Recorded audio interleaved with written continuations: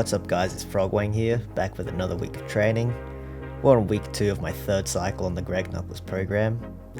In a nutshell, this week was overall pretty interesting. So my first bench day moved really well, and I'm pretty happy with my execution on my sets of 5 at 70, and also my triples at 75.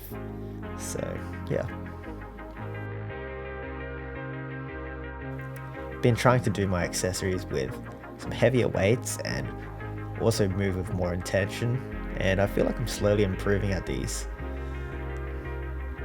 For squats, I had 4 triples programmed at 130 kilos. All 4 sets were pretty challenging to get through, but I'm not disappointed with how they look on camera, but things felt pretty hard. And then I followed up the squats with some leg presses and hip thrusts. And since I haven't worked on these exercises for what feels like a long time, I've been improving pretty quickly at them. Close grip was good. Now here's for the interesting part.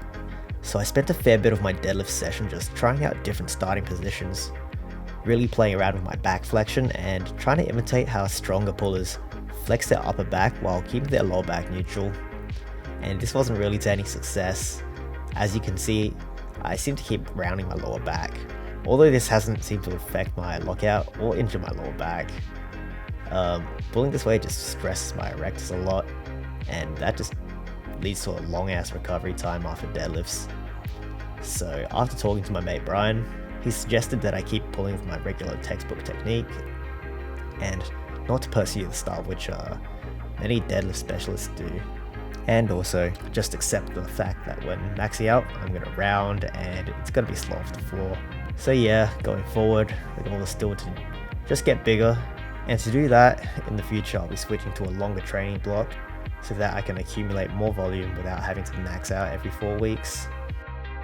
And then as you can see on screen, I pushed on with my session and worked up to 2 singles at 160, then backed off with some triples at 152.5.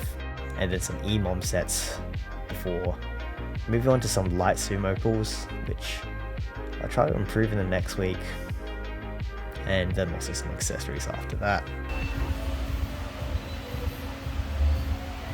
And then the next day I tripped over and injured my foot and was in a lot of pain. So to rehab it, I followed one of Alan Thrall's videos where he did a similar injury to his ankle, tripping over some bumper plates. So pretty much the steps that I did were like reassuring range of motion and then finding out the things that I could do and weren't going to make the pain worse. So that was pretty much just light body weight squats and then walking after a couple of days of rest. And then on Wednesday I got back in the gym and found that I could squat with no pain in my foot. So here I did some sleeveless SSBs and then some wide stance pause squats. But yeah, it's pretty funny how you can take care of your technique in the gym and then still just fuck up your shit by sidestepping awkwardly down a step. Anyway, that's it for this week. Catch you next time. Multi